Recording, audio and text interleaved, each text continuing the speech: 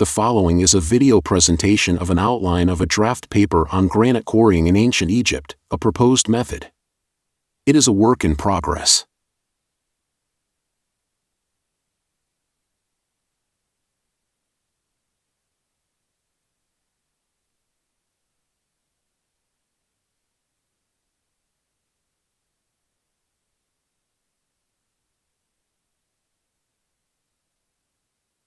Abstract. The scholarly consensus is that diabase hammering was the primary method used for lower stratum granite quarrying in ancient Egypt.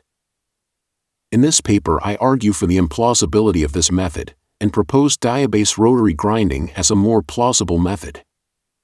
Introduction. The generally accepted hypothesis is that diabase, dolerite, stones were used as hammers or pounders to quarry the granite at the Aswan quarry, and other locations in ancient Egypt. In the case of granite, however, the channels were worked with handheld pounders of dolerite, a hard stone like black granite.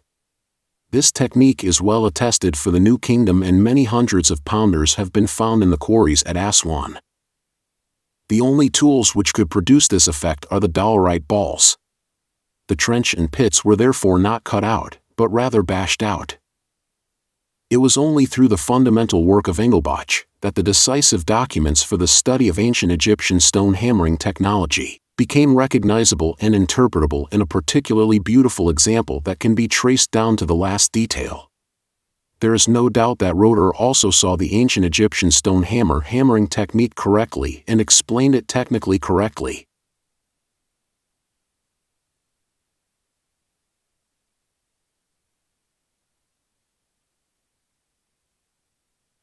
A visitor to the Unfinished Obelisk at the Aswan quarry today may first be shown a video from the Egyptian Supreme Council of Antiquities where Zahi Hawass explains that dolerite pounders were used to excavate the trenches outlining the obelisk.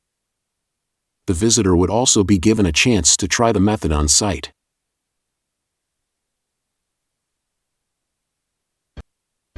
Yeah, I can make a video of you. Take the video. Oh, it's so fun. Yeah.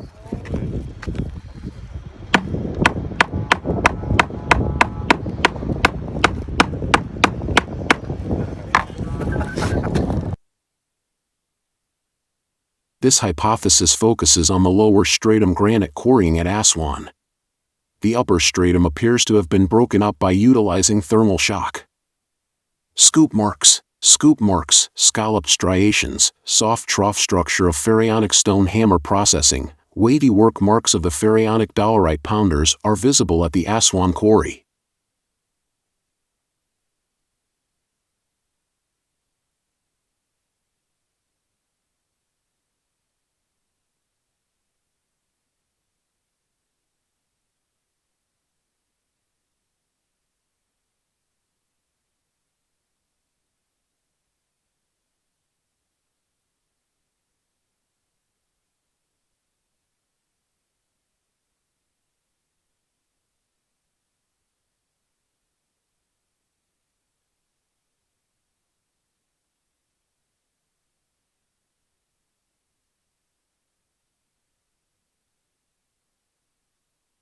These have been measured as generally matching the size of the diabase spheres.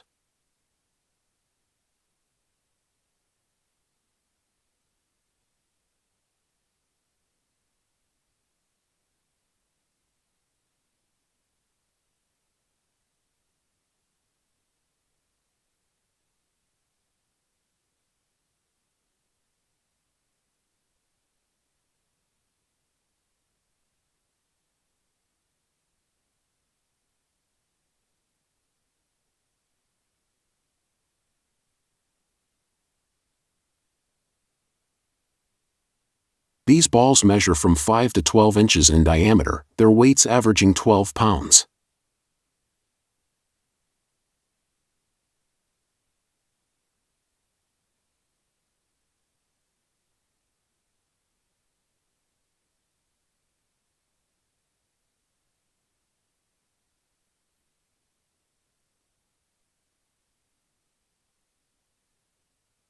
It is concluded by previous researchers that the spheres were used as hammers to produce these marks.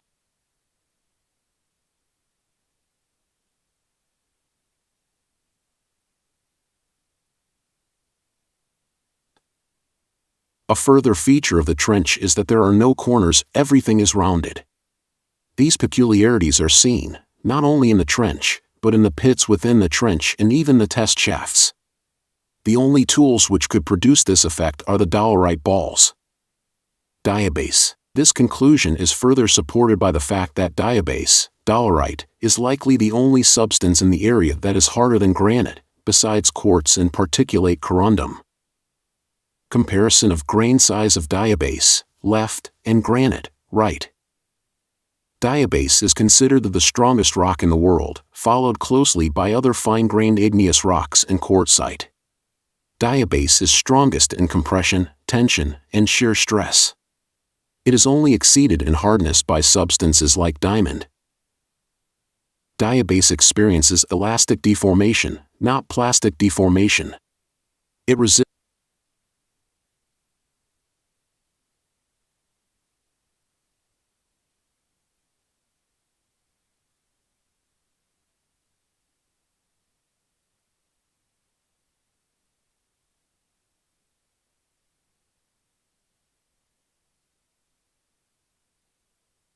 bending, right up until the point that it breaks.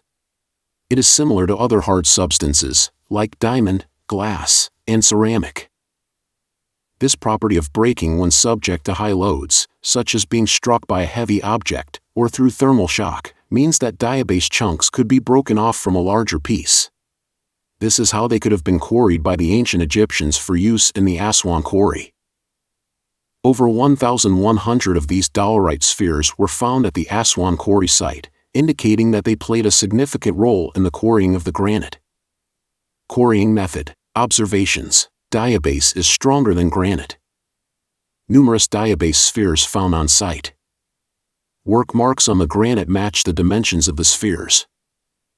Conclusion. The diabase spheres were used to quarry the granite. On these points, I agree with the previous researchers.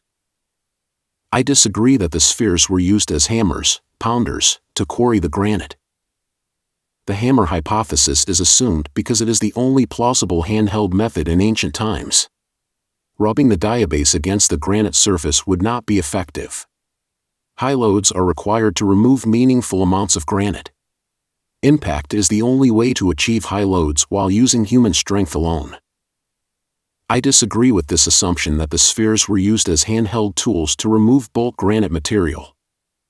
Evidence against hammering. I believe that the hammering method, held or thrown, is improbable for a number of reasons. CM3/HR. The first reason is the maximum speed of the method. The question of whether hammering with diabase spheres could achieve the required granite removal involves these variables: amount of granite to be removed, the number of simultaneous workers, time frame. CM3/HR, cubic centimeters of granite removed per worker, per hour.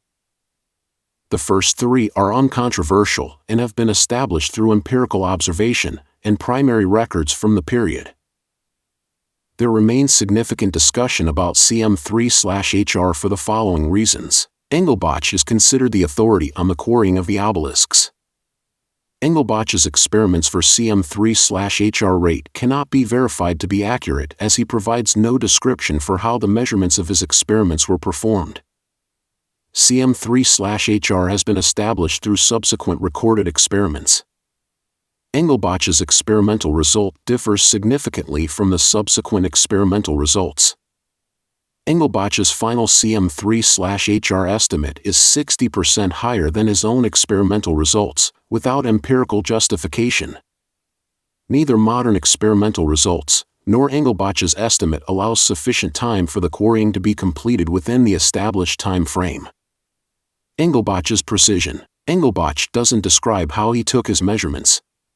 As he did not have access to more accurate modern tools like laser levels and 3D scanning, it is presumed that he used rulers and straight edges.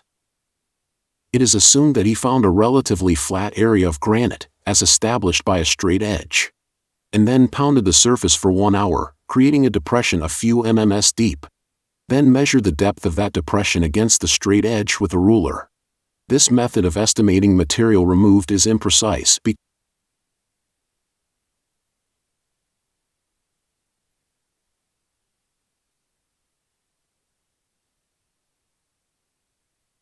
because the sloped angles towards the center of the depression cannot be precisely measured without modern equipment. Engelbach's estimate.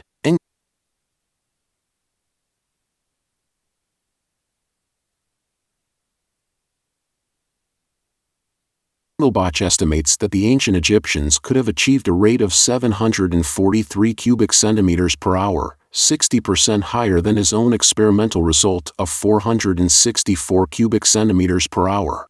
To return to the trench, it is interesting to speculate on the amount of time which was expended in making it. To ascertain this, I tried pounding for an hour by hand at various times on one of the quarters of a 2-foot task, and I found that I had reduced the level by about 5 millimeters average. With practice I could perhaps have done more. Let us assume that the ancients could extract 8 millimeters per hour from a similar area, then the time taken to make the trench must be that taken to do the deepest part. He does not provide justification for this higher estimate.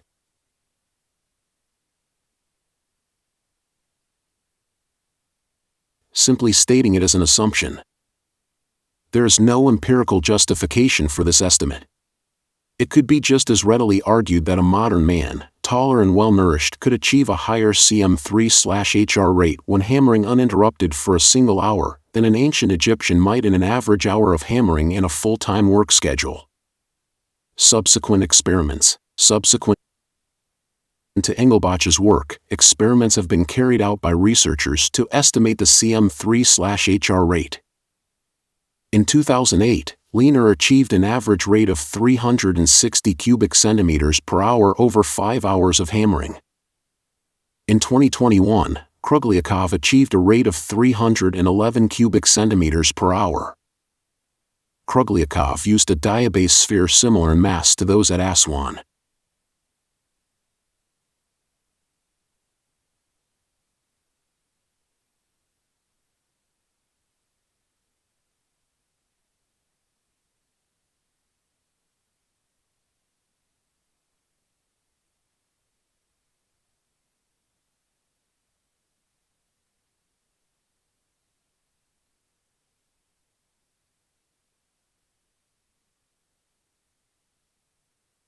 Krugliakov also weighed the granite block before and after each hour of hammering to obtain accurate measurements, a step that had not been completed by prior researchers. Engelbach performed his experiments at the quarry site, preventing him from weighing the granite before and after hammering. The strength of each participant is an unknown factor. In the Krugliakov experiments, the hammering participant is seen easily lifting a 70-kilogram stone, demonstrating above-average strength. It is unlikely that he was weaker than Engelbach or Lehner. Engelbach's estimate of 743 cubic centimeters per hour is 60% higher than his own 1923 experimental result, and 139% higher than Krugliakov's highest result. Maximum theoretical rate. The Krugliakov experimental results show that increasing the hammer mass by 65% results in a 40% increase in cm3/HR. This is a 0.014 decrease in the ratio of mass to cm3/HR. The cm3/HR can therefore be approximated across a range of hammer masses by decreasing the ratio by 0.014 for each 65% increase.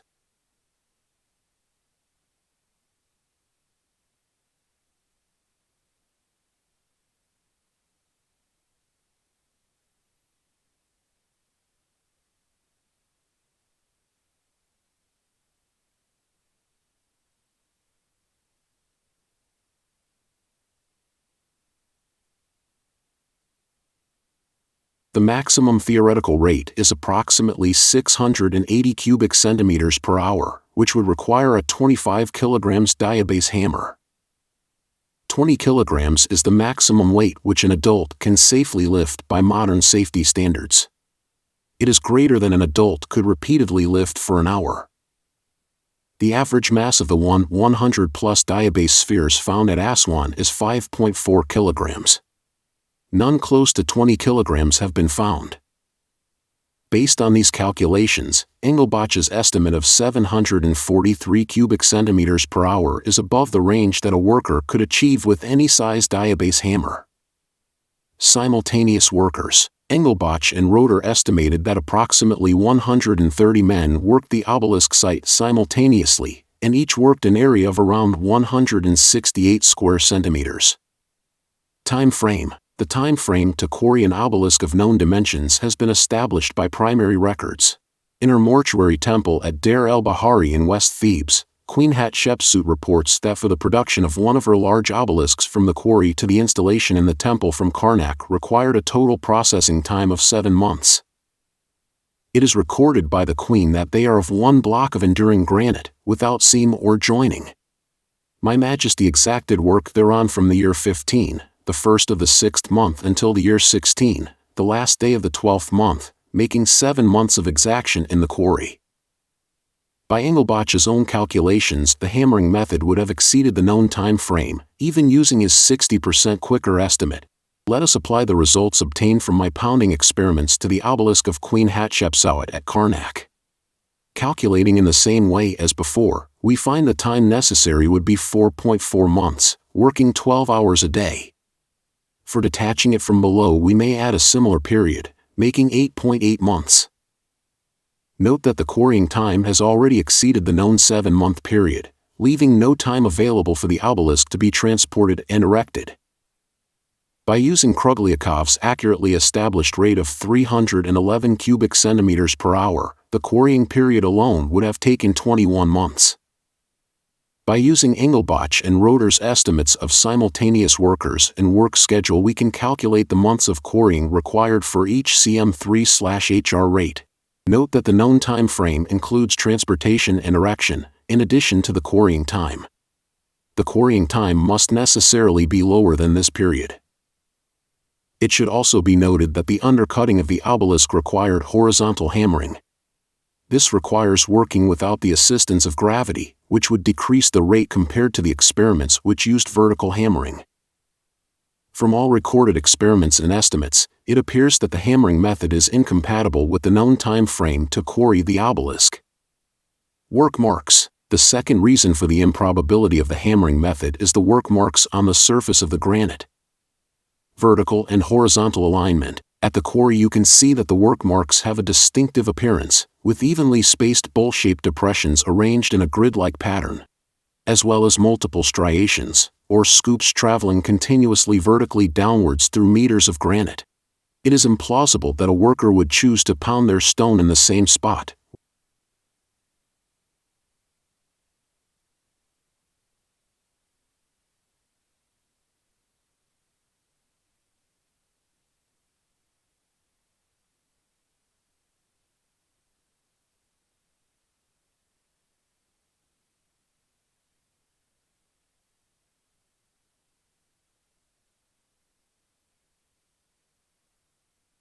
With a variation of less than a few centimeters, for 800 hours, to excavate 2 meters deep, and that this would be simultaneously repeated for dozens of adjacent rows. Every few centimeters of depth would represent a day's work for each worker. It is implausible that the workers returned each day and sat in exactly the same spot, creating vertical striations without any significant wobble or horizontal drift. There is significant variation in humans' movements. People hammering with heavy stones will hit in different spots with each impact, with a variation of greater than 10 centimeters, resulting in flatter work marks over a larger area, eroding the clean vertical striations. They would also naturally choose to strike the ridges around the edges of each depression, as they would be easier to break away. Humans cannot plausibly operate with the proposed level of precision and repeatability for months of hard physical labor. Even if they could, there would be no motivation to do so. All of the granite material would have to be removed, whether in a uniform or variable manner. Striving for that level of uniformity over such long periods of time would increase the difficulty without reward. Shock loads. The third reason for the improbability of the hammering method is that it would cause rapid destruction of the diabase spheres due to shock loads. Although diabase is stronger than granite, it is only marginally stronger. This can be seen in many experiments, for example.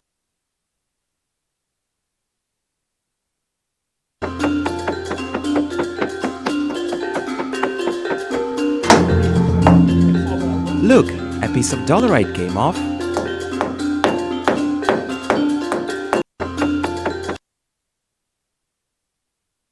Kruglyakov's experiments show that almost half of the mass removed from the granite is lost from the diabase tool each hour.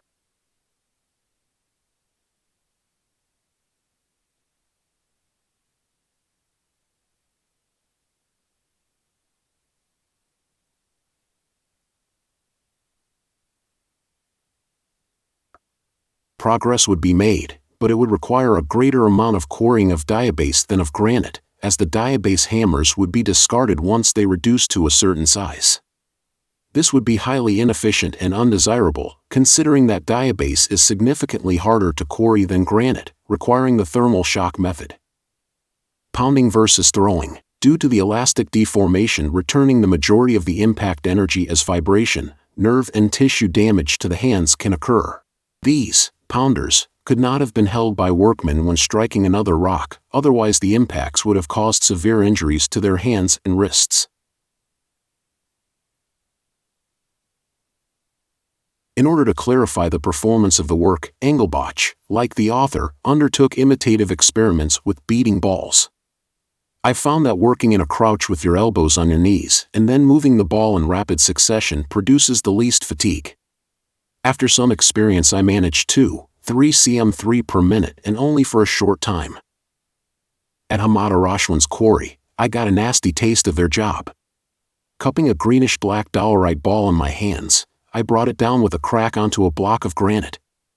Over and over, I bounced it on the same spot, till I thought I'd scraped the skin off my palms. After 10 minutes, my wrists hurt from trying to guide the 12-pound rock and at an angle, the better to break the granite, and stabs of pain began shooting up my arms. Since the spheres could not be held in the hands while impacting the granite, they must have either been thrown at the granite, or held in a tool of some kind.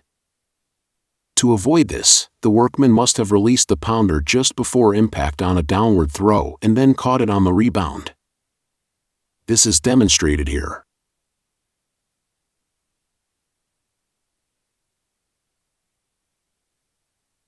Is that you bounced them.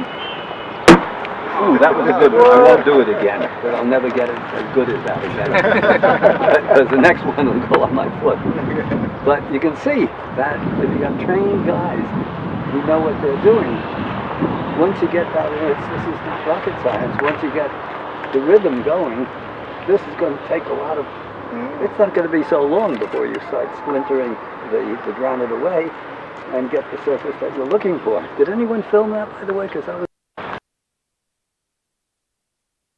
Bowl shape. There is no justification for why workers would choose to maintain the small bowl-shaped curve of their small work area if they were throwing their stones onto it.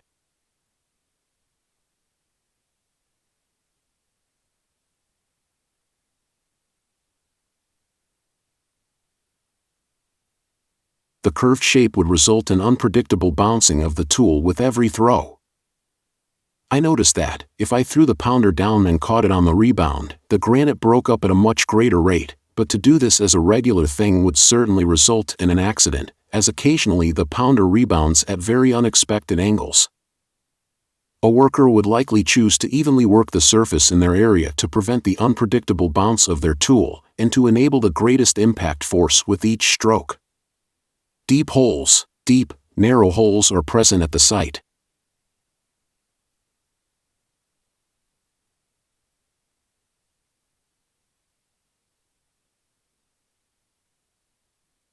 A worker quarrying a hole by throwing a sphere into it, and reaching down to retrieve it after each throw is implausible. Inefficiency. The fourth reason for the improbability of the hammering method is the inefficiency of hammering, or bouncing, of the spheres against the granite. The majority of the energy imparted into the sphere to throw it at the granite would be lost to elastic deformation. This converts the energy into heat and into the bouncing of the sphere back towards the worker. The workers would be wasting most of their energy with each motion, and would be destroying their spheres in the process.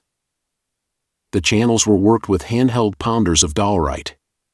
To be sent to the granite was surely to be condemned to the grimmest of the pyramid builder's tasks.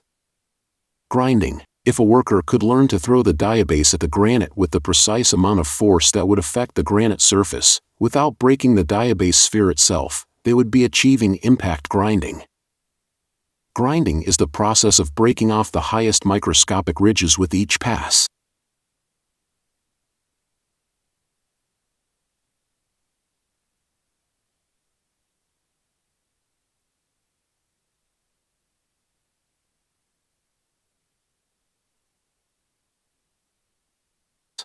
In essence, each impact would be achieving the same effect as grinding the diabase against the granite with a significant load for a brief moment of time. Like grinding, the effect would be to snap off these small ridges on the surface of the granite with each impact, which is why the method is so slow. As you can see in the examples, each impact produces a small amount of granite dust.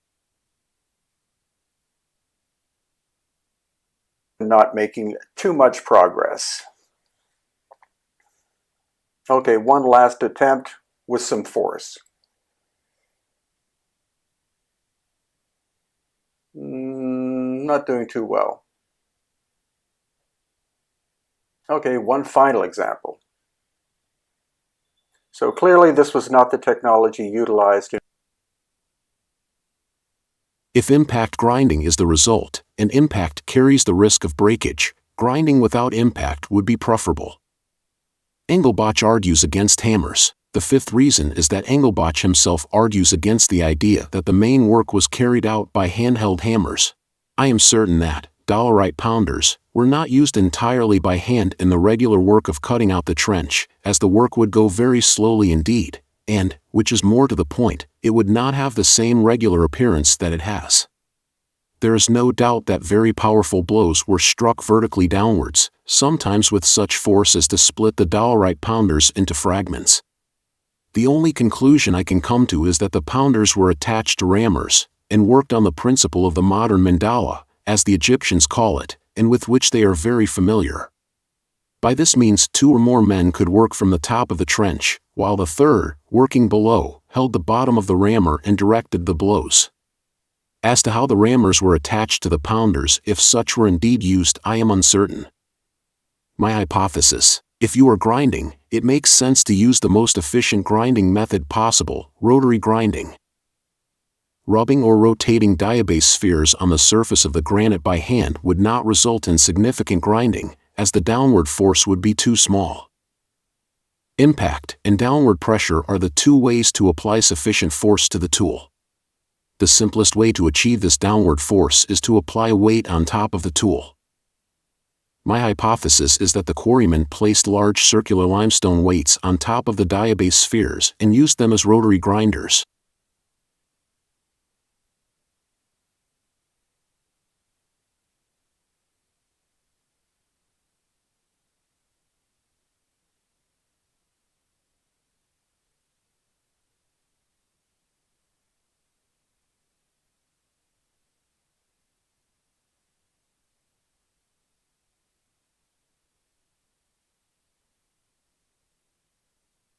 They could have rotated this combined tool to produce a significant continuous grinding action against the granite surface.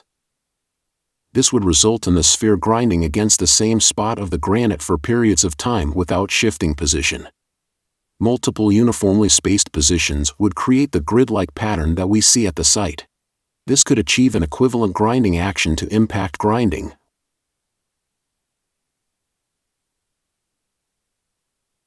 while avoiding shock loads to the diabase spheres. The limestone weight could be shaped like a disc or a half sphere, and made with a central center of mass to facilitate rapid rotation. The weight could incorporate a small half-sphere depression at the bottom to house the diabase sphere. As the sphere would sit in a depression made to fit its shape, it would be contacting the disc with a larger surface area than the granite that it is pressing on. This difference in friction could be sufficient to hold it in place while it rotates against the granite. The sphere could additionally be fixed in place with an adhesive or wrapping to prevent movement or rotation within the tool. It could incorporate a square-shaped hole in the top to house a wooden handle that could impart rotational force to the disc.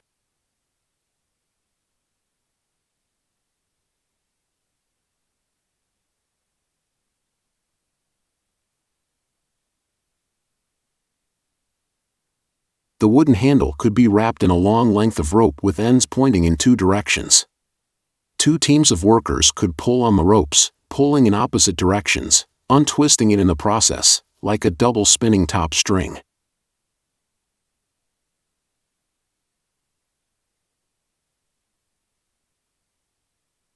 This action could set the weight spinning like a flywheel until it exhausted the rope lengths and started to rewind the rope again.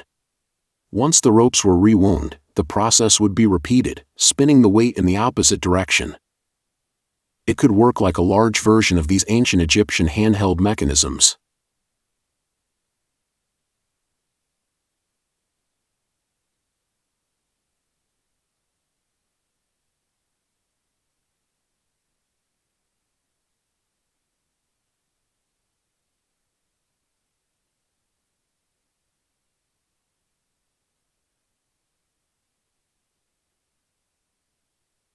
But shaped more like this. The diabase sphere at the bottom would be continuously spinning against the granite.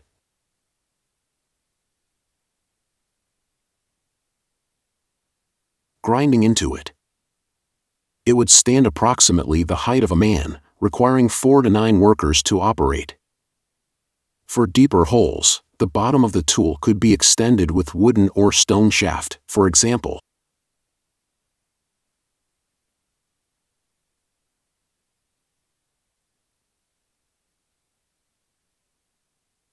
Or this. Observations. The following are observations from the Aswan quarry and other locations which may support this hypothesis. Flywheels. The first observation is the presence of the theorized limestone and granite disc weights with the necessary square and half-spherical holes. It should be noted that square holes in limestone were particularly difficult to create. These holes were created in what are often described as discarded, unfinished objects left at the quarry site. It makes sense if you consider these objects to be finished tools, which required square holes, but not a finished appearance. A survey could be completed of the limestone discs at Aswan and other quarry sites to determine if they each feature a circular half-sphere hole on one side and a square hole on the other side, as this hypothesis suggests. Diabase spheres. The second observation is that the diabase spheres are mostly spherical or half-spherical shaped. This is usually explained as a result of hammering the rough edges off of each chunk.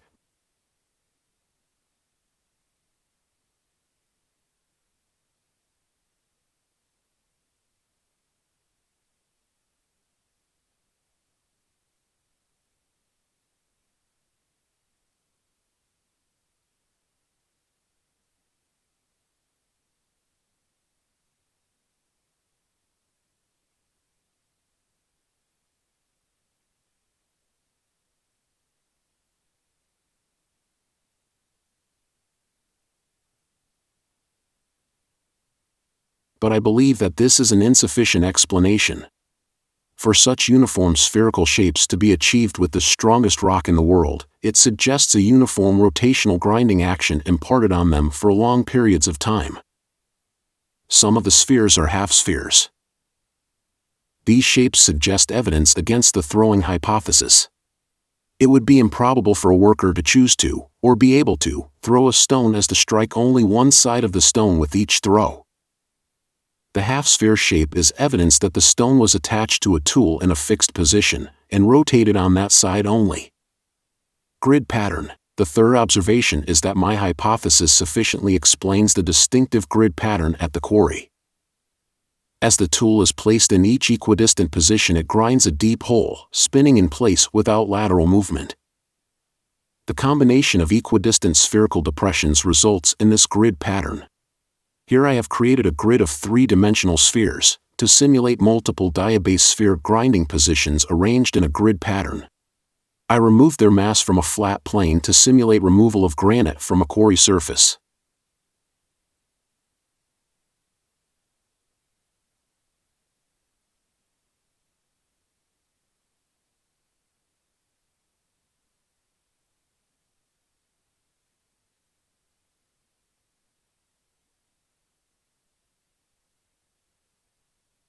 Compare the similarities to the work marks at Aswan.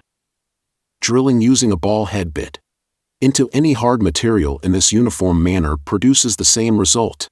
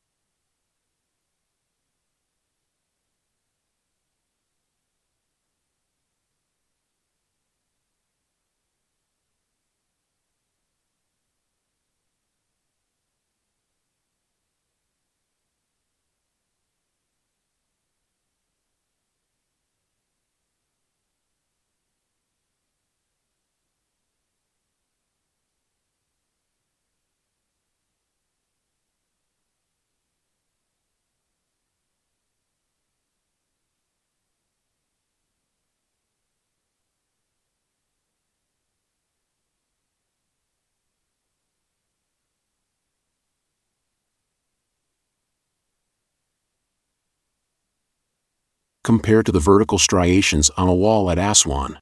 Uniform grid spacing. The uniformity in the grid spacing suggests that similar-sized objects were used to create each depression in the grid.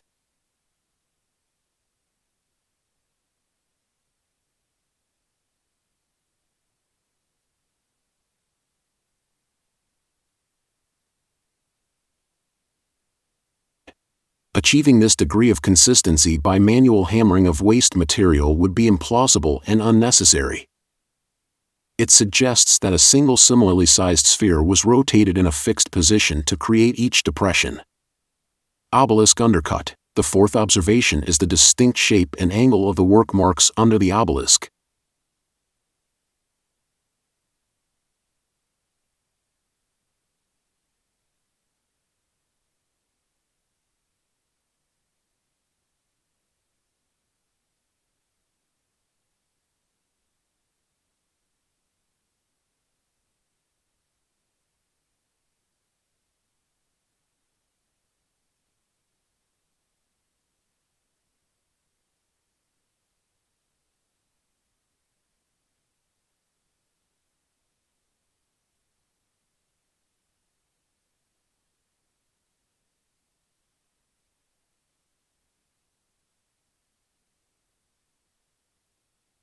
Note the difficulty of horizontal hammering the undercut.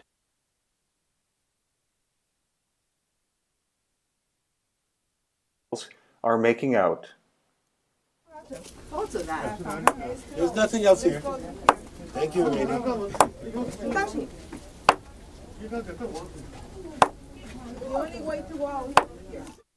There could be no question but that are making. If the workers were hammering with the spheres, or throwing them sideways, why would the angle of cut be so consistent at around 45 degrees across the side of the obelisk? And why would it sharply change at one point?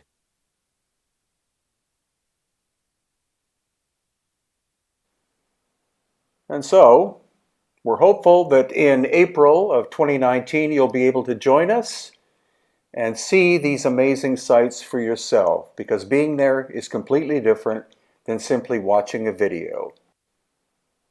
And so, If the undercut was being pounded, you would expect the angle to have more variability. There would be no reason why a 45-degree cut would be created consistently. And why is the gap around the obelisk so wide? I believe it is because the space needed to fit the flywheel tool. My hypothesis is that they tilted the flywheel tool 45 degrees to cut sideways.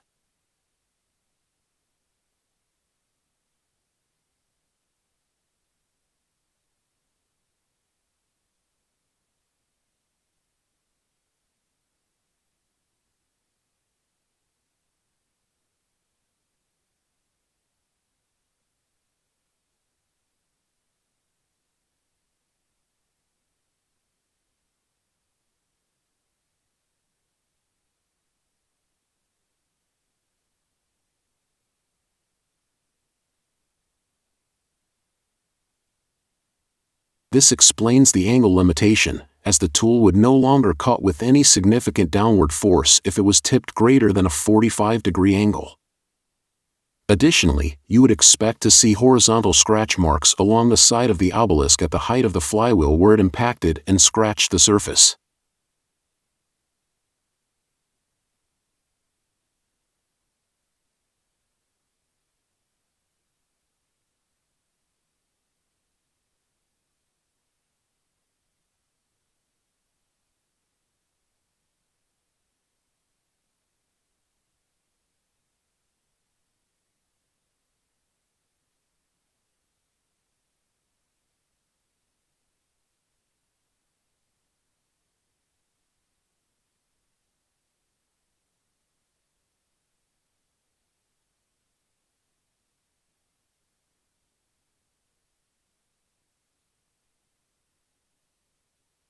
There is also an absence of horizontal scratch marks on the side without the 45-degree undercut.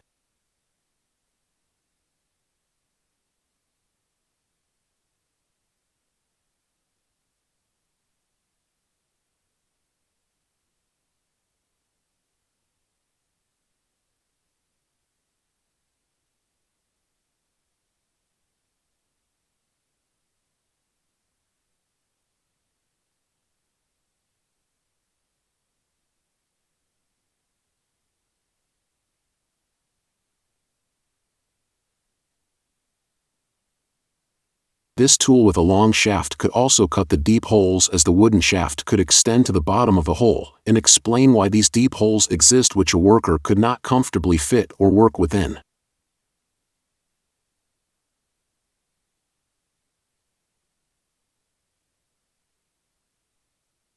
Rounded square holes. The fifth observation is the rounded square shape of the deep holes. I believe that this could be caused by two reasons, depending on the size of the hole. 4 holes. In large holes, it could be caused by being created from 4 drill holes. This larger hole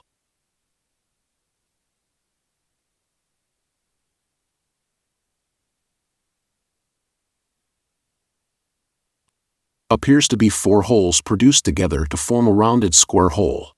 It is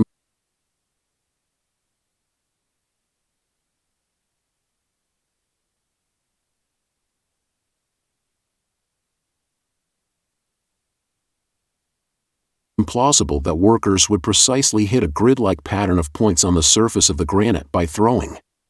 It is more implausible that they could hit a 4-square pattern at the bottom of a deep hole. Thousands of hours of work would inadvertently round the square sides of the hole as the sphere bounced and deflected inside the hole. Maintaining that rounded square pattern vertically with such precision while throwing or hammering a stone into a hole of that depth is neither necessarily nor plausible. The workers needed to remove unwanted material. The manner in which it is removed was just a matter of convenience and efficiency. Even using modern impact tools, such as a jackhammer, a worker would have no motivation to create the hole in such a precise alignment vertically and horizontally. This vertical alignment could suggest a vertical drilling method. The vertical edges of the holes are not significantly rippled or wavy as they descend. They are straight relative to gravity, suggesting that they were made by a tool following the direct path of gravity. Rotary chatter. For smaller holes, rotary chatter could explain the rounded square shape. When drilling a hole in a hard surface with a drill bit, the bit will always tend to chatter, or vibrate at a specific frequency, if lateral movement is possible. This can only be avoided by holding the bit in a rigid device, such as in a drill press. This chatter is triggered by the hole building up a bias from a single imperfection in the circle. As the bit is deflected to the other side of the circle, this bump will rapidly transition to 2 bumps, for example. This creates an unstable chatter frequency. If allowed to continue, the deflection will result in a rounded triangle, and then finally a rounded square shape. Here I have experimented with a drill to demonstrate this. Notice the 2 adjacent holes drilled without chatter. And in wood. Aswan. As the diabase tool would not be rigidly held, chatter would be unavoidable. Broken spheres. An observation by Engelbach suggests that high forces were being applied to the spheres. It seems likely that they were so mounted and worked by several men, as such blows were dealt that the balls were sometimes split in two, almost an impossibility by hand. There is significant recorded video and written evidence of people hammering diabase spheres and throwing them at granite. I can find no examples of anybody successfully splitting one against granite. Engelbach noted, "The only way I succeeded in doing so was by pitching a diabase sphere down from a height onto a pile of others." This suggests that the spheres were mounted to a larger tool which achieved higher forces than could be achieved via human strength alone. Comparison to modern methods. This method of drilling with a blunt, hard sphere is still in use today. Some modern granite drill bits utilize this approach, carbide buttons on a rounded bit, with no sharp cutting edge.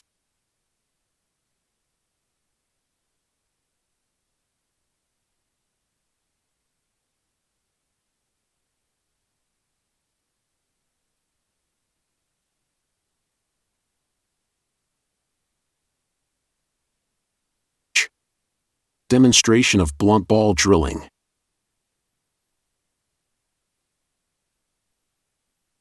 This rock formation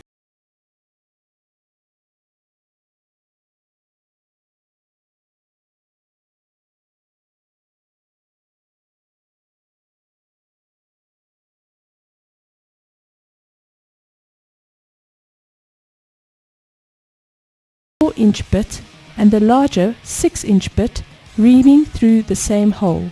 To remove the cuttings as we drill, we have used a small air hose. The removal of the cuttings is usually done with drill mud.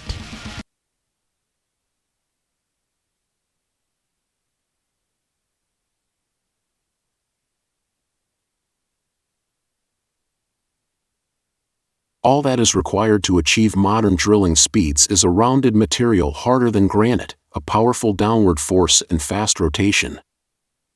The ancient Egyptians could achieve this using diabase spheres, limestone flywheels, wood, rope, and a team working in unison. With enough workers pulling the ropes, they could achieve intermittent grinding speeds comparable to modern tools. Fluid flows through the inner channels of modern bits to clear debris. The application of water to the ancient method would also aid in the flow of grinding particles and clearing of debris. Conclusion. In conclusion, diabase rotary grinding could be superior to diabase hammering in terms of speed, efficiency, and effort. It could also reduce the risks of broken tools and broken granite by mitigating shock loads. It could also provide a plausible explanation for the work marks and objects found at the Aswan site. Finally, it could also explain how ancient Egyptians were able to quarry granite obelisks within the established time frames. Additional comments. Much has been written about the technical process involved in removing the obelisk and the reasons for its unfinished condition. We owe it above all to Engelbach, 1922-1923, that the technical questions have largely been clarified today. Nevertheless, there is still a lot of speculation about it. It is still difficult to believe today that stone hammers made primarily of dolerite were used exclusively for the work on the obelisk. It should be noted that there is an interactive granite stone at the entrance to the Aswan quarry upon which hundreds of thousands of tourists have pounded with diabase spheres for decades, without significantly reducing its size.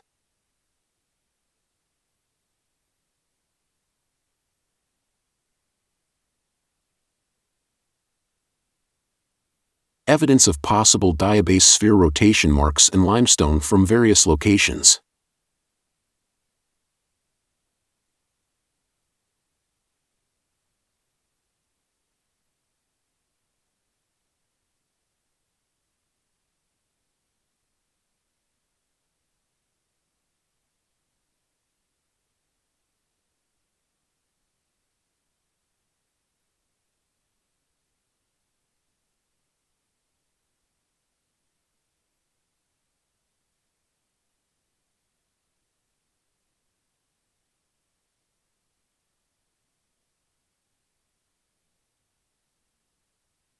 A possibly related hieroglyph at Aswan Quarry. Possibly related hieroglyphs. Copyright, Bard Canning, 2022.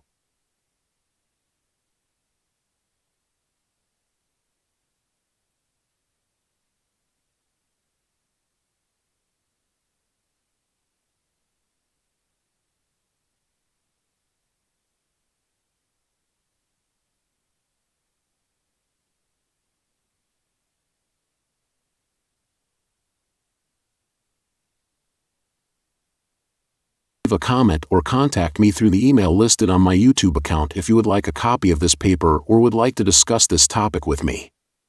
This is a work in progress. Criticisms and suggestions are welcome.